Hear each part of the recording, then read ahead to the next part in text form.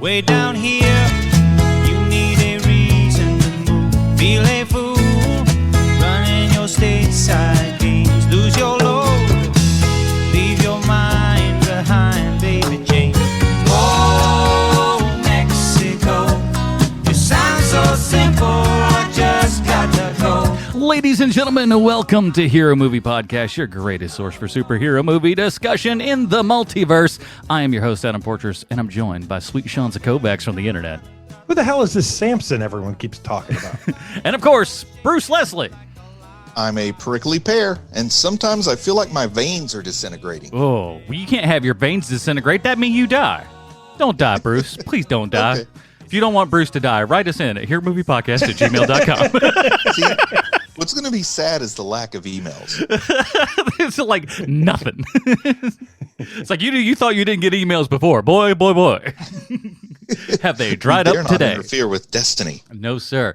And we are destined today to talk about Santo in the Wax Museum, or Samson in the Wax Museum, if you look it up on YouTube, because I guess that's the American title that they gave it, from 1963. Woo! I think that was a pointless name change. Yeah, completely. You don't need to do that. Yeah, they just looked and they were like, American audiences, they can't, Santo, that's just going to confuse them. They're going to think of Santa Claus. We need to change it to something else. What's a strong Samson SS? Boom, perfect, we got it. It's like the original name for tacos were burger dogs. What? Because they thought taco was too foreign. You know, we might need to shut off the podcast right now, but I have a great idea for a new wrestler, which is a Santa wrestler. Ooh. Now, He's Santa Claus, but he's a wrestler. Does he come around only in the like Christmas season, or is he kind of a year-round sort of deal? Like this is what Santa does in his like in the off season. Well, I think that you have him be like a middling wrestler during like the regular season, and then it's his time to shine during the Christmas season. Maybe call him Chris Cripple, like something like that. That's like his finishing move. Yeah. Yeah, the Chris Cripple where he puts Chris you in. Cripple. Yeah, that's pretty sweet. The finishing move is the naughty list. Oh, wow. Very good. You've just reached my naughty list. And he pulls out like this really long list and stuff and like writes a name at the bottom. That's what wrestlers do. And that's what I wish Santo did in this movie. But we'll talk about all that kind of fun stuff in just a moment. But before we do want to say a giant thank you to everyone who helped support this show over at patreon.com/HMP. There you get the pre-show, post-show, Dinger Zone, all of it. And you get it at any level. So even though the Patreon level thing says, hey, you got to do this much, whatever this show, whatever value we bring to you on a weekly basis, put that in a number form, send it over to us on Patreon, and at the same time, get yourself bonus content. I mean, you can't go wrong with any of that. Patreon.com/HMP, and we'll be talking at the end of the show how those people over at Patreon get to vote on a movie that we watch. And now, this is the last week of this month, which at the 21st, it was like, wait a minute. I think we did. I didn't realize it was at the end of the month. But next month actually has 5 Mondays in it. So guess what? Next month is actually Patreon Appreciation Month. That's right. We're doing 2 votes next month. What? Top of the month, we got a vote for you, and we'll go over those movies at the end of this show. And then at the end of that month, boom, another Patreon selection. So get yourself in on a lot of the action. That sounds man. like a lot of value for value. Oh, we got value coming out your ears over here. So whatever value you get out of this show, put that back into a dollar form, send it to us, and hear the magical bells of glory upon you as you do Hello. so. You hear that? It's good stuff. So now normally we would go through and give you some sort of big trailer, and I have looked for a trailer for this, and I can't find one. How would they possibly have a trailer for this movie, man? My question is what would the trailer actually include? Because it's such a weird, bizarre movie that kind of goes all over the place. But at the same time, I think that's what we might like about it. And if you can head on over to YouTube, like I said, this is actually, if you look up Santo in the Wax Museum, it'll still come up there. It's like the first thing. So do check that out. We normally would go to Bruce for Comic Book Connection, but I think he's on the phone right now. So I'm gonna do it and have you do the Comic Book Connection. So go. It's time for Bruce's Comic Book Connection. Sean, do your best to think of whatever this might be. As we know, let me see if I can get his cadence. As we all know, luchador wrestling started in around the Great Depression. Blah blah blah blah blah blah blah. The thing about Santo is that he was an actual professional wrestler, and he weirdly somebody said, you know what, we need to make a movie of this guy. And so they made it. Then they proceeded to make a lot of them. A lot of them, and I kind of get it, because you need a big muscly man who can do these sort of roles. Even back in the 50s, you needed these guys. You think of like the guys who played Tarzan and things like that. You're gonna need a big muscly guy who can read some lines, and Santo is definitely that guy. Yeah. But what I don't understand is, after this movie was shot, they said, man, we need to make a lot more of these. Because this movie is basically what I would call a bad movie, where like you have there's action. There's a whole lot of wrestling happening in this. Tons of wrestling action. and he is a very proficient, very good wrestler, Santo. I mean, clearly he is very, very good at his job. At issue is that it is an hour and a half long movie where I'm going to say 45 minutes of it is him wrestling. And I don't mean like wrestling the bad guys. I mean him in a wrestling ring wrestling, where they show you the entire match at least twice, maybe 3 times. And while like this all seems really fun, and like there's a wacky scientist who calls on Santo to protect the innocent and stuff, these are all really fun, really great ideas. At issue is that it is far more boring than I wanted it to be. And it's one of those things where the badness of how this movie was made doesn't keep surprising you. Like, one of the great things about Puma Man is that it surprises you with its incompetence in different areas, right? So like, oh, wow, that's a really bad special effect. Wow, that's a really stupid storyline. Wow, that performance is really bad.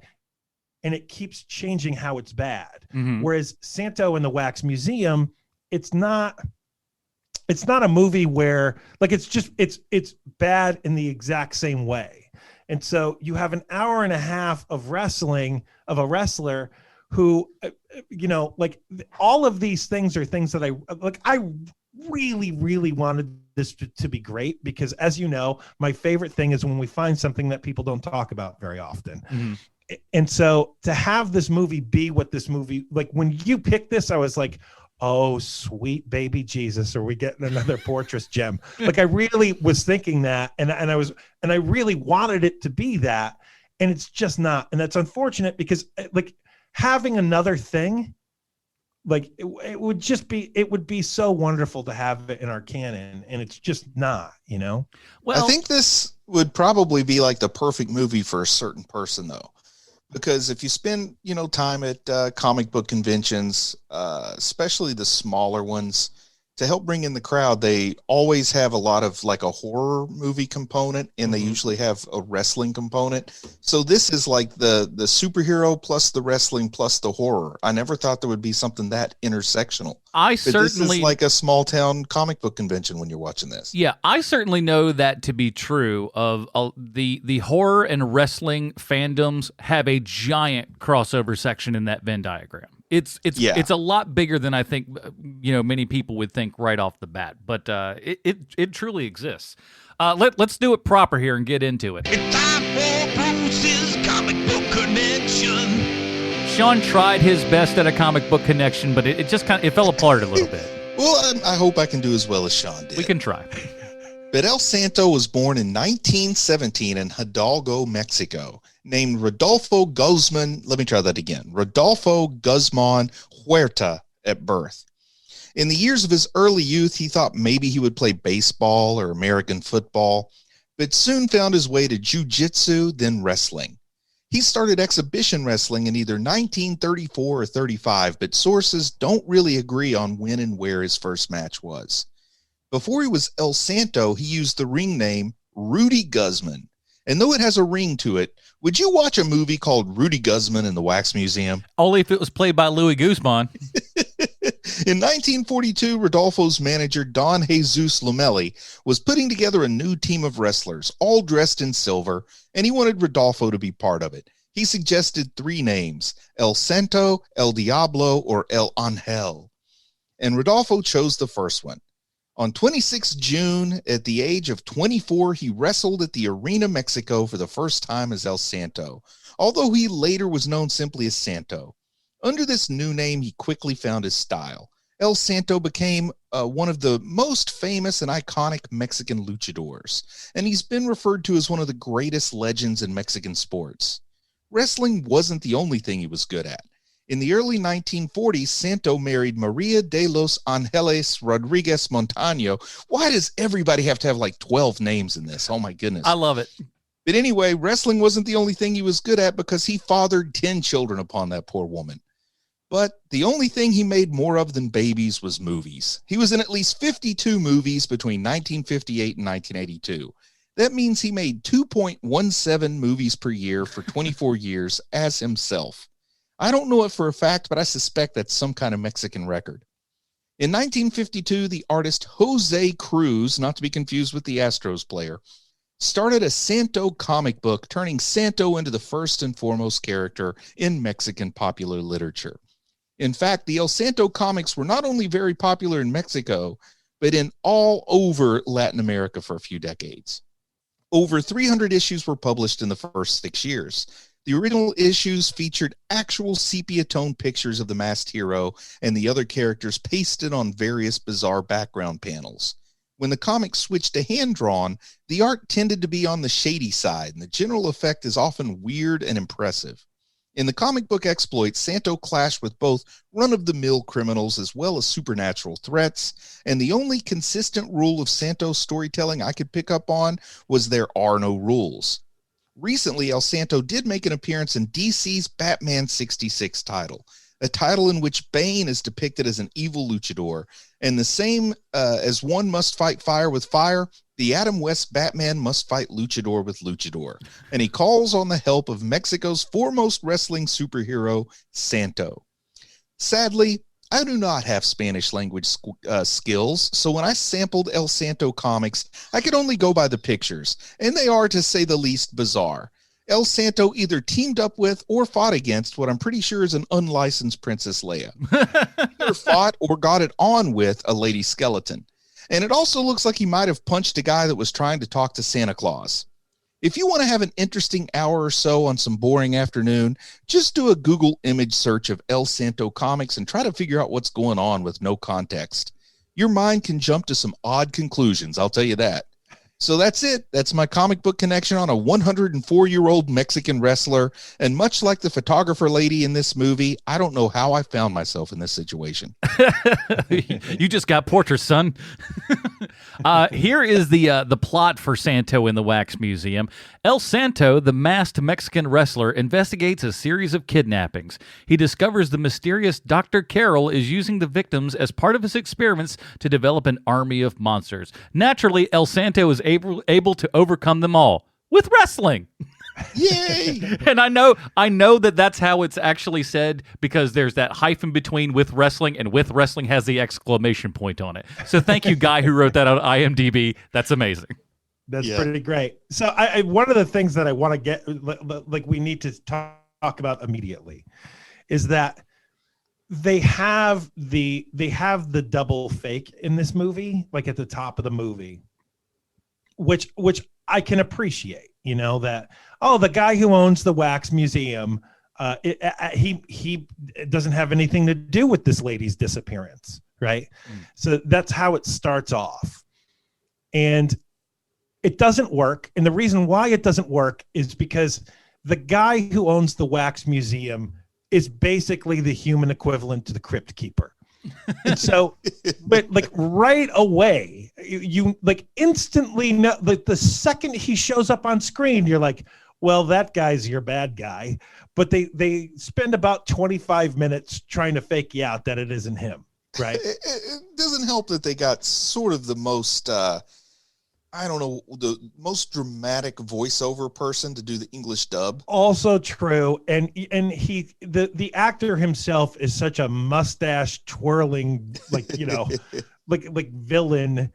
Even when he's just naturally walking around, like he has a certain bad guy elegance to him that the minute that he shows up on screen, you're not fooled. You know that this guy is going to be the guy that Santos has to beat the living hell out of. He feels like a Mexican Christopher Lee. Yes. You know? Also, you also know, I mean, from moment one of this movie, that those wax figures are going to come alive. Of course, because they're also twitchy. Like, that's the other part to it. They didn't even freeze frame with their people in the makeup. They're literally just rolling camera, and so people are twitchy, and like you see, like every so often eyes move. Doesn't it say something about the human condition that it's cheaper to hire a live person to pretend to be a dummy than it is to make a dummy? Well, I don't know that. Well, that's true, but at the same time, too, like Sean said, you could just freeze that one frame there, and they were like, "Oh gosh, it's 1963. We're not sure how to do that." Gary, you need to dress up and hold real still for me, okay? Where do you think they found the guy that looked like Gandhi and Stalin? I'll say this: some of those, as far as wax stuff goes in the 60s. Some of that's not bad. The Gary Cooper looks good. The Gandhi looks good. The Stalin looks good. No, you don't think they really got Gary Cooper to stand there for this? No, I don't. But it looked good. Like, I mean, as far as quality goes, you didn't, like, whenever they threw a face up before they said it, you knew exactly who that was. Well, I have a theory on this, is that because it's so random, when they're downstairs, when they're in the caverns of the wax museum, like, you're going to have your Wolfman, you're going to have your Frankenstein's monster, you're going to have all of those people. But up top in that first area where you first walk in through the door, it's kind of rando who the people are who are wax figures.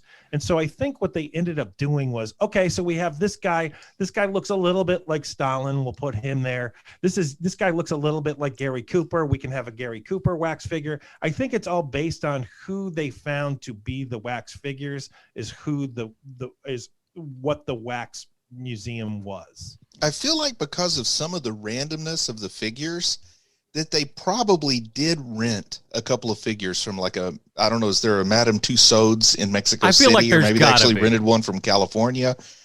Because, there's a couple, they're like, well, which ones can we rent? And they said, well, we got these that, we're going to rotate out or something. You can rent those. Because it is kind of an odd collection to all be in the same section of the museum. Also, I got to ask you guys this. Dr. Carroll says that he has 31 wax figures. Do you consider that a museum? I mean, that sounds like a really low number for me. If I paid $5 to go into a wax museum, there were 31 figures and like 16 of them were just random monsters. Well, the best part is that I would enjoy that. The best part is how, like, it's a giant tour. It's like you'd be over with 30 things in like about 6 minutes. I mean, that's if you take your time. Here's the thing. When he says he has 31 wax figures, the photographer lady says, oh, that'll take me 3 days. Man, I could snap 31 pictures in no time. And that's not even counting, that's even counting for the fact that an old-fashioned camera, you got to change film a couple times. Well, Bruce, that's the difference between you and, what was her name? Gloria. Professional photographer lady. Gloria. That's the difference between you and Gloria. Gloria's a pro. She's not just going to walk in there and start snapping shots like it's a vacation. Like this is a very serious report on the Wax Museum. If I'm to believe Spider-Man comics, you get paid per photo, not per day. So it works to your advantage to take more than 10 photos in a day. At the same time, too, though, Gloria's professionalism, she's got to be in some sort of union because she does not want, like, somehow her thought is, I'm going to go in, I'm going to take some pictures. You're going to tell me about your place. I'm going to remember it, and then I'm going to tell it to this reporter. And third hand, this reporter's going to write the story about it. And you say she's a professional, Sean. She doesn't even have a flash on her camera. She doesn't have lights. I've seen professional photographers. She's in the basement of this wax museum. Without so much as a flash. She could at least have that thing where you light the gunpowder and take the picture. There's all of these things going on. You've got Gary Cooper, you've got Stalin, and all these things. And even downstairs, you got Frankenstein. You got all this kind of stuff. And what does she take a picture of? This homeless-looking dude. So here is, and I have two massive problems right off the bat with this movie. One is that Dr. Carroll feels the need to explain who everyone is in the Wax Museum, where it's like, who, I understand it's Mexico, 1963, like in real time. That's when the movie is made. Yeah. Every single human being on Earth in the Western world knows who Frankenstein is and Frankenstein's monster. This is Frankenstein. You don't have to explain who Frankenstein's monster is to anyone. Let's back up though to that previous thing we were talking about. You only got 31 figures. You got to vamp a little bit. Yeah, you got to vamp so people think they got their money's worth. I do understand. Yeah, it's like, this is an apple. It is the fruit of the apple tree. Very much rumored to be the same fruit that Adam and Eve partook of. Hands up. Who knows Frankenstein movies? Any other Lon Chaney films you know? You got to earn your $7 or whatever it cost in 1963 to take this ridiculous tour. Okay, here's the second thing that I have a problem with, and it's not the movie's fault; it's society's fault. Society. It is. I had to look it up because I was like, "Who is this?" Because the lady who plays Gloria is exactly my type of lady. I mean, like down to it. She is so attractive to me. But because it's the early 1960s, she's got a dumb hair. She's got really terrible hairstyle. Like everything is awful on her except her physical appearance. Like the way she looks. If she were born, like let's say early 80s, she would be one of the biggest stars in the world now because she is famous. So gorgeous. She is so gorgeous, this lady. And your eyes just completely go by her because she looks like she's dressed like your grandma. And so like your eyes just completely go right by her. And yet she is one of the hottest ladies probably ever. Her name is Norma Mora. And man, talk about unfortunate first name. You gotta go El Santo on that. Get yourself a stage name, lady. And that is exactly why I'm saying to you guys, I blame society for this lady not being a bigger star. Her birth name was Marguerite. She used Norma to seem sexier for her stage name. She is so unbelievably attractive to me. And to have her just like be this dumb photographer lady who doesn't like, I don't need an escort in this weird guy's wax museum basement. Like, what are you doing? It made me so angry. It is. That was one of those things that, like, eventually when they, strap her down to that table and everything, that's where I kind of saw it for the first time. I was just like, oh, she's way too attractive to be in this movie. What's she doing here? Feels like she was slumming in a Santo film. She was kidnapped. Yeah, but when you look at her, when you look at her filmography, it's all crap. Like maybe she's just not a very good actress. I can't really, I don't really understand that. Like she's in 26 different things, but they're all like, this guy's a wrestler, or like, hey, let's save Christmas. Are they all Spanish stuff language? like that? Yes, everything's. This is what her voice sounds like in Spanish. That's why she doesn't get on the show. Also, I mean, those might have been really sweet gigs in the marketplace she was in. It's kind of hard to compare. Totally could be, yes. Now, one of the best parts about this movie is just how Santo. Okay, he just leaves. He just decides to leave and then go wrestle like several times. Okay, you guys probably talked about this a little bit when I was on the phone, but do you think this had too much wrestling, not enough wrestling, or just the right amount of wrestling? Way too much. There's way too much wrestling. There's way too much. But I understand why they're shooting all of this wrestling. It's because it's very impressive. I mean, it quite honestly is. He's a very, very good wrestler. I suspect it's also like a dual revenue stream. Sure. Like maybe they use some of the movie budget to put on an actual wrestling match that they kept all the door from and didn't have to put it on the accounting for the movie. It feels like they that. just shot this thing and like, or like, we'll throw our cameras in there. They're already doing this, or they may have had this footage previously, and then they were just like, well, we'll repurpose this. We can pad out this movie with about half an hour's worth of wrestling. And the best part is that this is on television, or at least in America, it's on television, because this is not AIP, American International Television, AIT, which is weird. I've never seen AIT before. But now, go ahead.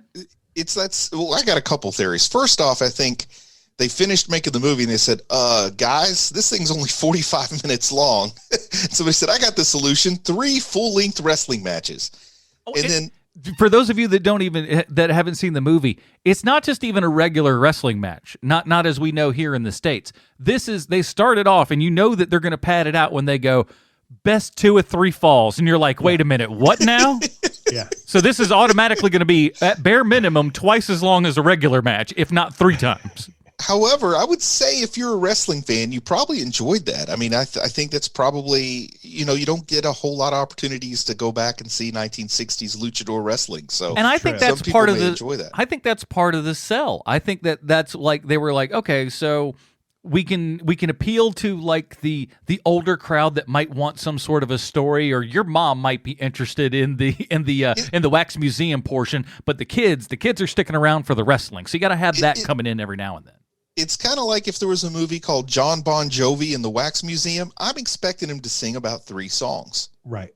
So yeah, this kind of makes sense. And that's an excellent way. That's an excellent way to put it, Bruce, because I was just dumbfounded when we hit the one wrestling match with the guy who's clearly the bad guy wrestler, who's like, like all stuck up and princely, like the French guy. Yes. Like that, and that moment I was like, do we really need to see this entire thing? But the answer is yes, because if you are a kid in 1963, a Mexican kid, and Santo is in a movie, you want to see him dang wrestle. And so yes, like it makes perfect sense. But to my modern eyes, when he has to excuse himself yet again to go, is best because it's like literally in the middle of this life or death battle going on. He's like, hold on, I'll be right back. I've got a match. Man, he's like, I got to go down to the national arena and go do some wrestling for a bit. So and that's where I'm thinking, is wrestling his night job, or like what's his regular gig? Is it being a detective or being a wrestler? It just kind of makes me think of those like just busy go 18 hours a day guys that are like going from one extremely complicated job, jump in their car, change their shirt, jump out of their car, go give a 15-minute keynote address, then run off the stage, get in their car, and go to their next job. That's what it felt like. Yeah, it is like that. And I will say this: the way that they shoot this movie with Santo, he is all like when he's not wrestling, he doesn't have the cape on, but that's basically the only time he doesn't. Yeah, like he so in his normal life, as he's out of the ring, he's actually more of a luchador than when he's wrestling, because he keeps the mask. He's always in the trunks.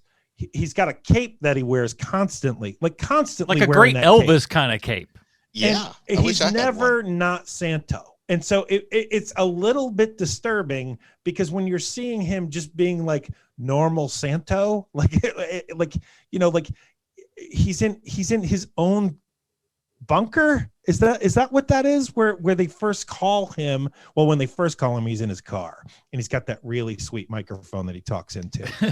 But when he's like the second time, I want to say, he is at his own place. And he's got something that looks remarkably similar to the Good Professor. Yeah.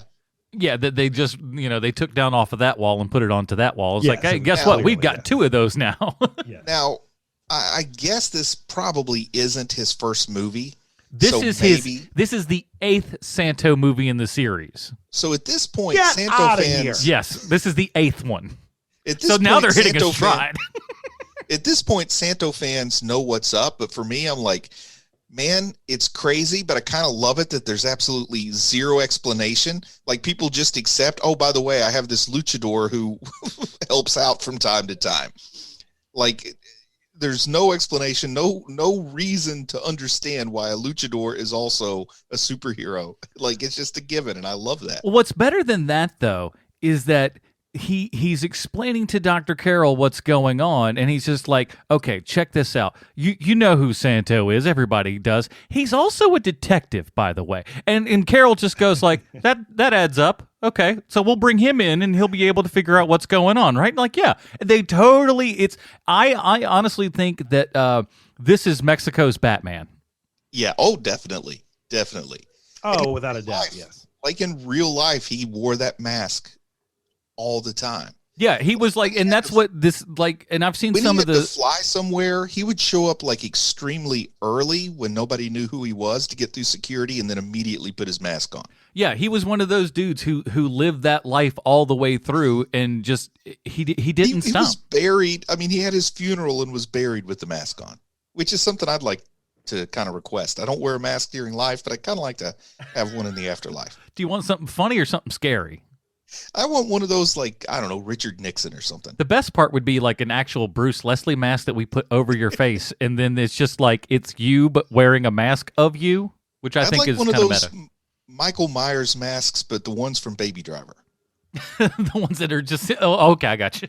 This is Michael Myers. No, Michael Myers from Halloween. Yes, it's a Halloween mask of Michael Myers. Yeah, I love that scene. Never seen the movie, but I've seen the trailer a bunch. Movie's pretty good.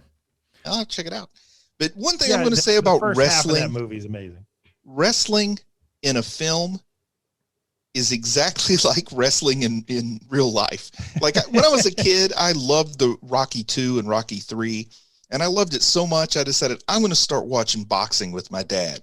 And as a kid, I was like, my goodness, this is extremely boring. This is nothing like Rocky. Yeah. But the wrestling in this movie, very much like wrestling if you just turned on the TV and watched it. Yeah, if you and the funny thing is you barely know Santo is in this for like the first. I don't think he shows up until like 20 minutes in, and that's just over the telephone. And then by about like maybe 40 minutes in, he finally shows up. But you get a boatload of them in those wrestling acts, so you don't have to Once worry. he shows up, he does not leave. That's true. And I cannot state this enough to our listeners. I know all of this sounds fun. And like one of those movies where you're like, oh man, I really got to check that out. Please feel free. This movie is so boring. It is one of the most boring movies we've ever watched. It's definitely not a Puma Man, but I don't think it was as boring to me as it was to you. And I do think part of the problem, and some of it is that it's a really low quality transfer, but I also suspect it was a low quality master when they shot it. Sure. I mean, a low quality black and white transfer of a scene taking place at night, 16 millimeter, probably. It's like staring at a black screen and hearing people fight, like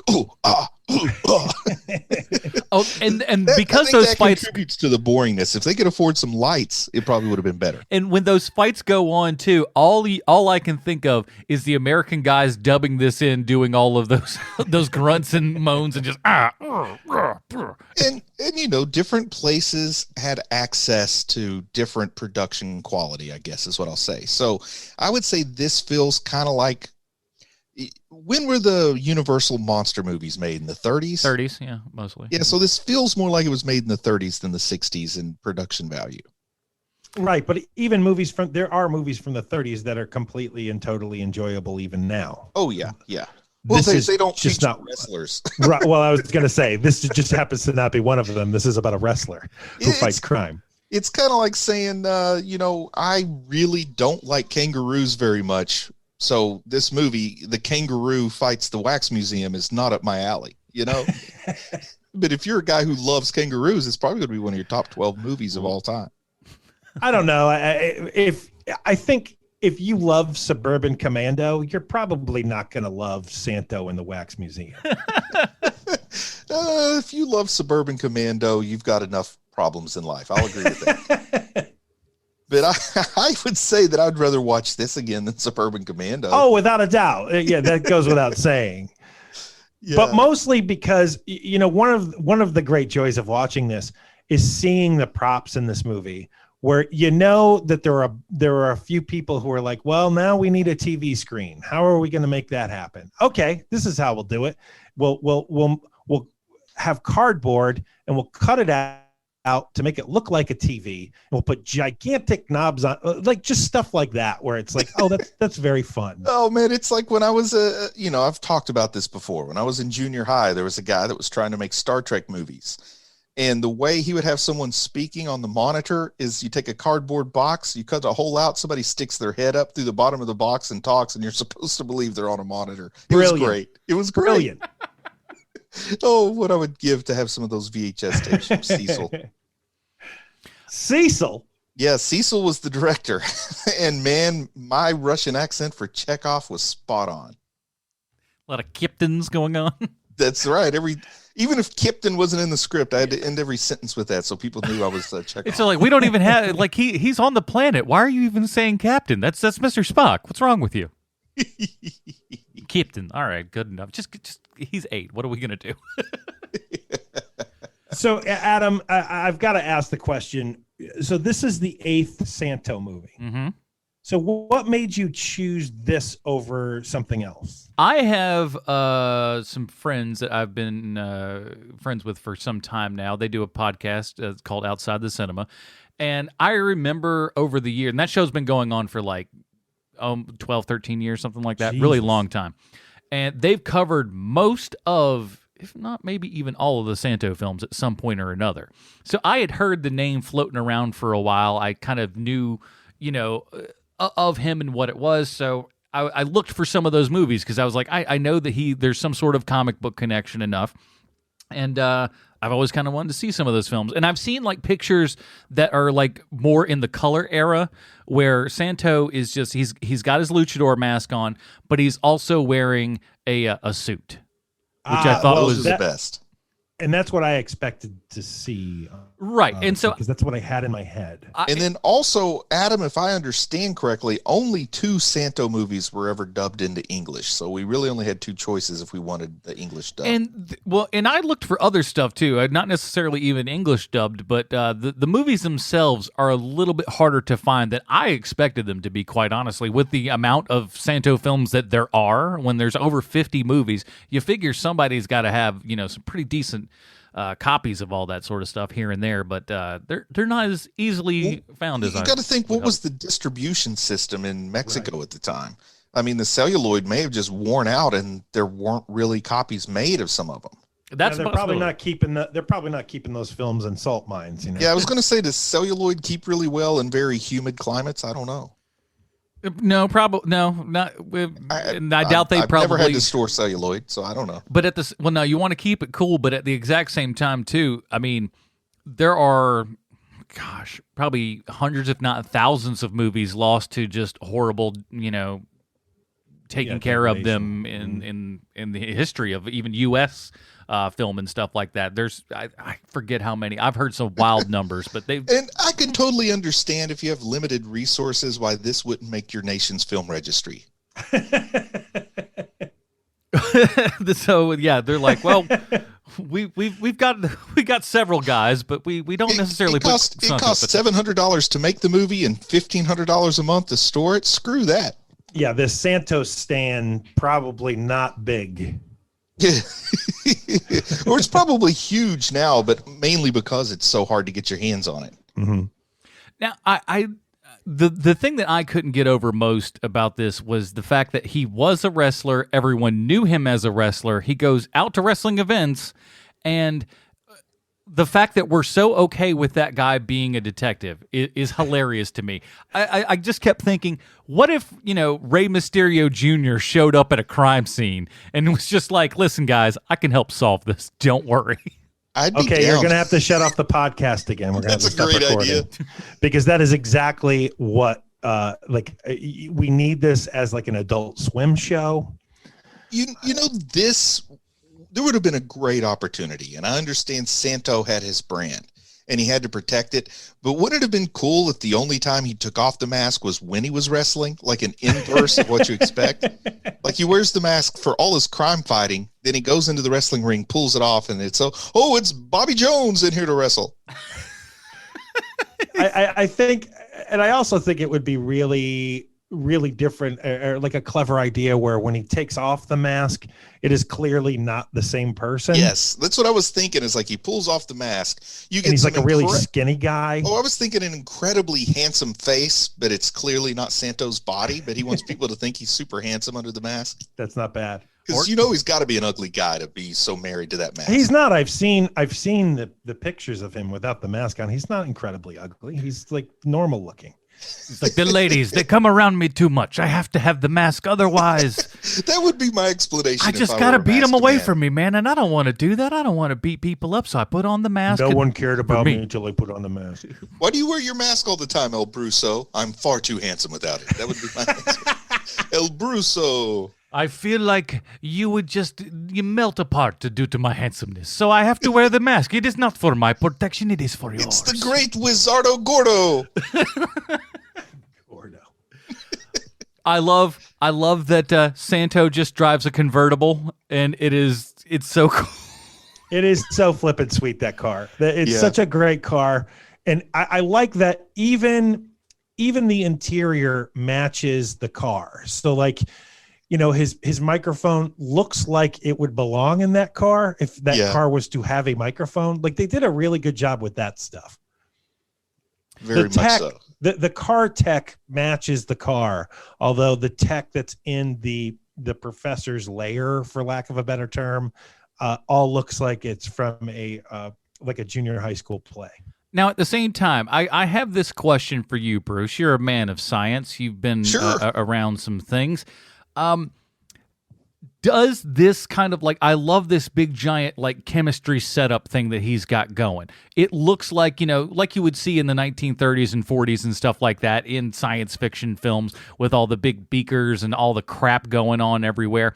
Have you ever been in any place that has something like that? And if so, what would that kind of thing be used for? I mean, when I was in college, chemistry labs have all that stuff, but you don't usually set it up that way. Yeah, it's all interconnected and stuff to where you feel like there's a Rube Goldberg of chemicals about to happen. I don't know that it would really have a lot of commercial applications, but sometimes when the lab's running and you have these things where you have an unknown and you have to do all these different tests and score the outcome to determine what your unknown chemical is. And you do have some setups like that, but it's like a lot of things in movies. It's just for exhibition purposes. Sure. If you set up something that looked real, it would be pretty boring looking, and it would take way too much effort for very little payoff. And that's the best part, because it looks great. Like, from a visual standpoint, it looks so good. It's like, oh my God, there's science going on here, guys. And you can read tons of stories about medical advisors on TV shows telling people what they're doing wrong, and they say, yeah, we're going to ignore that because we need you to be able to see the actor's face now. But this looks cool. Yeah. I have a question for the both of you, which is that, and maybe I just missed it, but there seems to be that stringer of a plot point with the doctor, with the evil wax museum guy. What's his name again? Carol, Dr. Carol. Dr. Carol. So there's that stringer plot line with Dr. Carol where they're making it seem like he hasn't been aging. And then it just kind of goes away, right? Because they show they have the picture of him from 20 years previous, and he doesn't age any. Did that come to fruition? Did they finish that plot line or no? No, and they also talk about how the torture would have hideously disfigured him, so he looks different. So I guess it's like they were expecting us to understand he had used his wax technology to build himself a new face or something. Yeah, and if you built yourself a new face, why wouldn't you just help yourself out with the rest of the stuff so you don't have to wear white gloves like Mickey Mouse all the time? So do you think today in 2021 they make a movie where the villain is the Holocaust survivor? No. Well, here's the worst part. Here's the worst part. Like, it's not only just that. It's because he survived the Holocaust that he is now going to mangle and ruin the rest of the world to be as awful and hideous of a monster as he is. That's his plan. It's like, did you learn nothing from your trip over there? They take it a step further. They take his own victims and make them villains and monsters. It's really bizarre.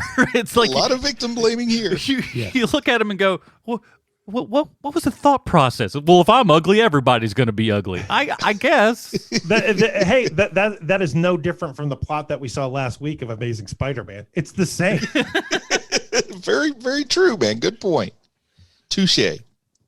But I love that. I love how we build him up, and all I'm thinking is Christopher Lee when I'm seeing this guy the whole time because he's just given that is so on point, Adam. That is so on point. Good job by you. Are we ever going to watch 3 Dev Adam? What? I'm sorry. It feels like you had a stroke there. What was that? 3 Dev Adam. It's the Turkish movie with Spider-Man, Captain America, and a fake Santo. Oh, I've seen this movie. Yeah, and like I never realized that was fake Santo until I was researching for this because, I thought it was either just generic luchador or, how hard could it have been to get the real Santo? But when I found like he had enough international appeal that they wanted to rip that off instead of just having their own luchador, that told me he was something internationally. And you say this was Spider-Man's Italian? the bad guy. Oh, man, we got to watch 3 Dev Adam. The Turkish fake Santo movie. That's funny. I've never heard it called that before. I watched it as Captain America and Santo versus Spider-Man.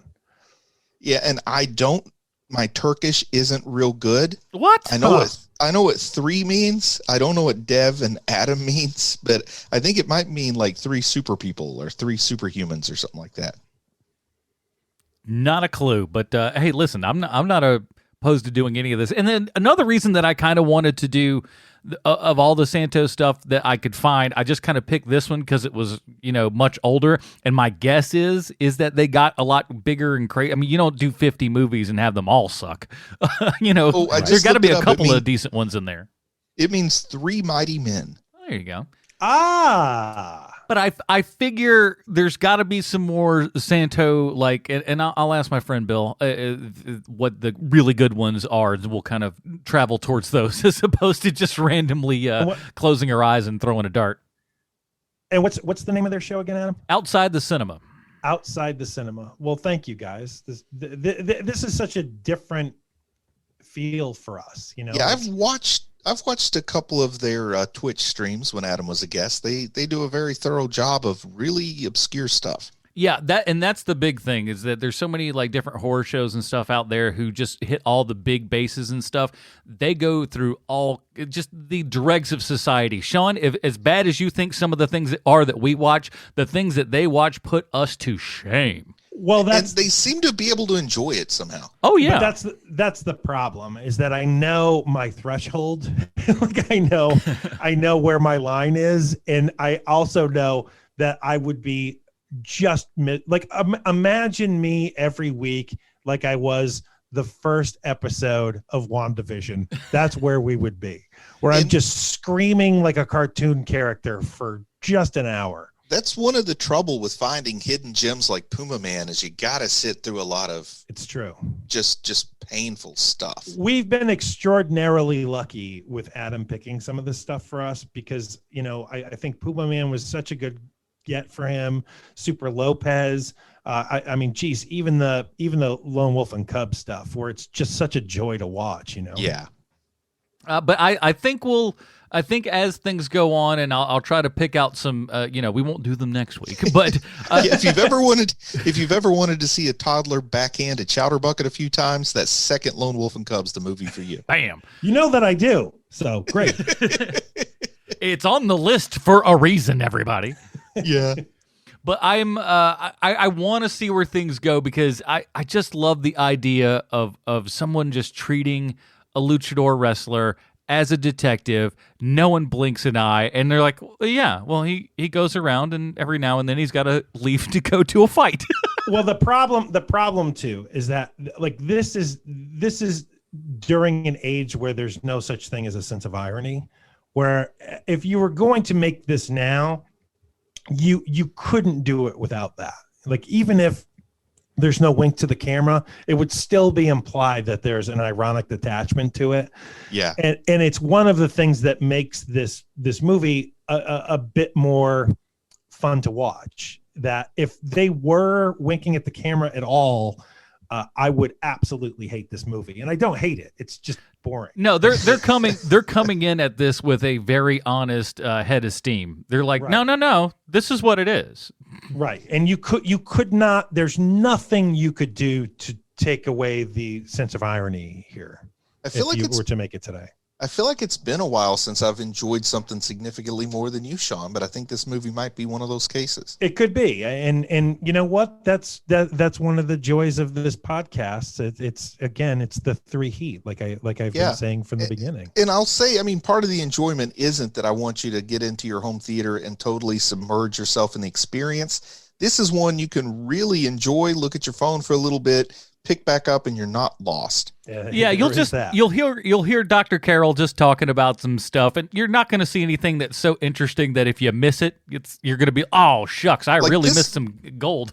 This one passes the phone test in a weird way, in that looking at your phone doesn't detract from being able to have fun with the movie. For me, it's almost like it doesn't count. Because most of them, once I go to the phone, I have no clue what's going on when I get to back to the movie. Guys, I just figured it out. I know exactly where Santo would work in a modern way. You put him in one of the Fast and the Furious movies. Oh, bam. Definitely. There, no questions asked. He shows up to drag race, no questions asked. You got Santo. And he's and still a detective.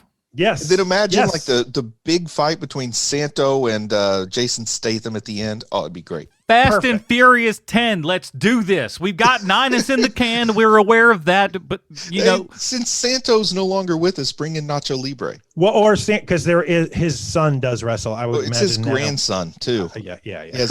He has 2 grandsons that got into a lawsuit with each other because they were both calling themselves the grandson of Santa. Oh no, that's too bad. That's a Gallagher moment. Yeah, so now there's a grandson of Santo and a Santo Jr., the son of Santo Jr. Those are their names. Wow. The grandson of Santo and the son of Santo Jr. Son of Santo Jr. That's a mouthful.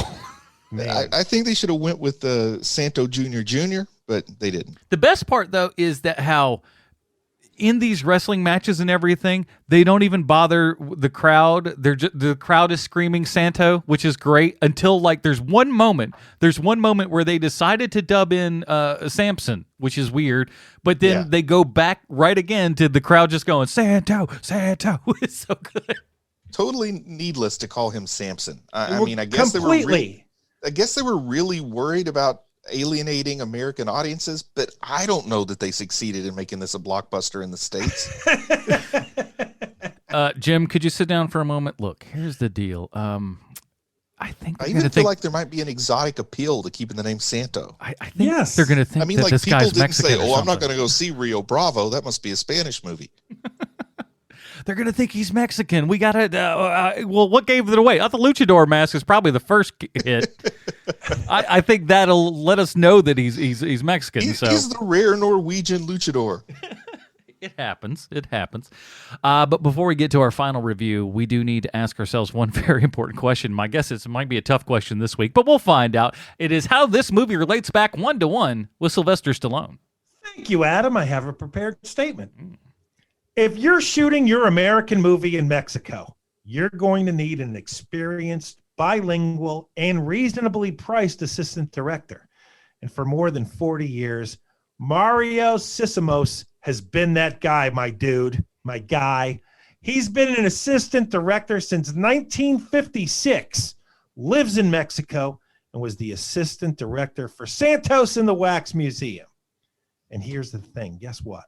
He was also the assistant director for Rambo First Blood Part 2. Woo! Santa Maria, did I get lucky on this one? Wow. I can't believe the chances?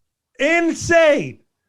Mario Sissimos was also part of the helicopter unit on Rambo. And let me tell you something. If you have a choice of what unit you get to be on, go with the helicopter unit. Because you get to say things like, how far away are we from the drop site? And once you're out of the helicopter, turn to the person next to you and say, leave the heli on standby. And of course, the best one of all, I want to be skids up in 20 minutes. Mario Sissimos not only got to say all those things, he got to say them all while standing next to Sylvester Stallone. What a life! He also worked on a movie which killed a very popular but completely forgotten franchise, a movie that was released in 1980 called Herbie Goes Bananas. Now, I'm not sure how many HMPers know about Herbie, but it was a hugely, massively popular series of movies of children's movies that was about a sentient VW bug. Yeah. It was so popular that Herbie Goes Bananas is the 4th movie in the Herbie franchise. They made 4 movies that were basically just featuring people mugging at the camera and saying the line, "The car can drive itself?" What?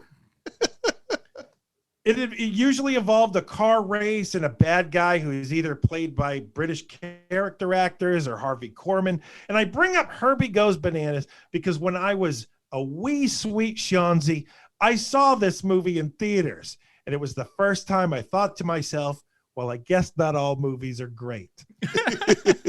And you've really achieved something to disappoint a 6-year-old with your fantastical car movie. The unit production manager for that movie was none other than this week's Stallone connection, Mario Sissimos. And there you have it, HMPers and dingalingers. This week's Stallone connection is first assistant director Mario Sissimos. The secret sauce. Oh, sorry. Adam and Bruce, this is the 343rd episode of this bit, and still no word from Sylvester Stallone. I'm sorry, Bruce, go ahead. The secret sauce to those Herbie movies was Buddy Hackett. He is in all of them. Listen, if you need somebody to mug at a camera, Buddy Hackett, who are you going to do better than that? You want somebody to discover that your VW bug is drunk on Irish coffee? Buddy Hackett's your guy. And then tell a lot of really racy jokes when the camera goes down. That dude was so racist. What are you talking about? I can't do it. Anyways, let's get down to it. Here at Here Movie Podcast, we have our own patented Robin rating system. Check out our Reddit subpage if you would like to check all that out. Bruce, where does Santo in the Wax Museum fall on the Robin rating system for you? I mean, honestly, guys, we kind of grade on a scale, right? Yeah, I think so. Like, people understand that when we give this movie a rating, it's not the same as giving like a recent release, theatrical release rating. You know, it's on a certain level of a scale. And Adam, this movie, to me, I'm thinking about this concept that you may or may not be familiar with, Adam, but value for value. Oh, I've heard of that before. Because this is free on YouTube. And if you don't like it, you can always just pause it. If you don't want to watch the wrestling matches, just skip ahead. But this is one that I think's worth just like taking a flyer and checking it out for a minute or two just to get a feel for it. So I'm going to give this like a Tim Drake, a value for value Tim Drake. If you had to pay to see it, it would go down. I like that. Sean? Yeah, that's a pretty good way to do it, man. For me, this is a Stephanie Brown. I wanted to like this so much more. I mean, maybe that's just what I brought to the table. But you know, like I wanted it to be so funsies, and it's just not that fun. So for me, it's a Stephanie Brown. Have high expectations ever not let us down? I mean, it just happens sure. over and over and over to us. Well, you know, it's the thing that I always relate to high expectations is that it's so rare when it happens. Like, it's the reason why the Marvel movies have been just like a miracle. Is that they're, you know, those last 2 Avengers movies are exactly like what you wanted and the expectations, and they nail all of it. It's like, you know, and LeBron James, and that's about all. That's all I can think of. Yeah. Yeah, no, Oreos. I certainly agree with that. The white chocolate dipped Oreos, they meet your expectations too. It's as good as they say. For me, I'm going Tim Drake as well. It's stupid, but it's that fun kind of stupid. I completely understand where Sean's going, but I like Bruce's angle of this is free on YouTube right now. I can't say that for all the things that we've done that have been free on YouTube, so things do disappear from time to time. But as of right now, this is free on YouTube, and like I said, you can fast forward through the stuff that you don't like, and I'm sure there's going to be some of it. Some of you will be like, "Oh, I'm skipping most of this wrestling stuff because it's boring and it really doesn't add to the plot." But then, you know, you'll still get to see him wrestle some dudes in a yard for a while, which is kind of fun. So yeah, Stephanie Brown for me, or not Stephanie Brown. That was your score. Mine is Tim Drake, rather. Well, that is it for this episode, but we got some more stuff coming next week. Speaking of value for value, what you get over there at patreon.com/HMP, like we said, pre-show, post-show, Dinger Zone. But for you, most important right now is that if you are a supporter at any level, you get to vote on the movie that we watch next week, and then the movie that we watch at the end of next month. So, head at top of the month, bottom of the month. You can't much beat that. So we actually came up with these with our Patreon supporters in our Patreon Zoom Hangout. that we do about once a month and stuff. So these come from those people. If you would like to get your opinions in on this, head on over to those Zoom meetings when we do them. Here's what we got. Bulletproof Monk, that bad boy's back. It's been on the list several times, gotten some votes previously, but we want to see that one come back. Is that one person pitching for that? No, it's been a couple, or at least people have brought it up and stuff. One that I did not think, I swear to you, I thought we've done this. Maybe we've just talked about it enough, but we've never done Hancock, apparently. I can confirm. Would have sworn that we would have done that. So Bulletproof Monk, Hancock. We have the original 1990 Teenage Mutant Ninja Turtles. So the original live-action Turtles movie. We've also got Zoom, which is the Sky High equivalent, the Pepsi to Sky High's Coke. So that one's a choice. And, of course, Return of the Swamp Thing, another perennial all-star that kind of has been coming back and forth in the Patreon vote. So you guys vote on those. It's going to be a weighted poll, so you're going to vote on all of them. And there is one of those I definitely don't want to win, but I won't say which one it is because I don't want to interfere with the election. That is part of the problem, because the second that you say, like, oh, I don't want to do that one, believe me, I know this crew. They just go, turn the switch. They're ready to go the second that you say you don't want to do it.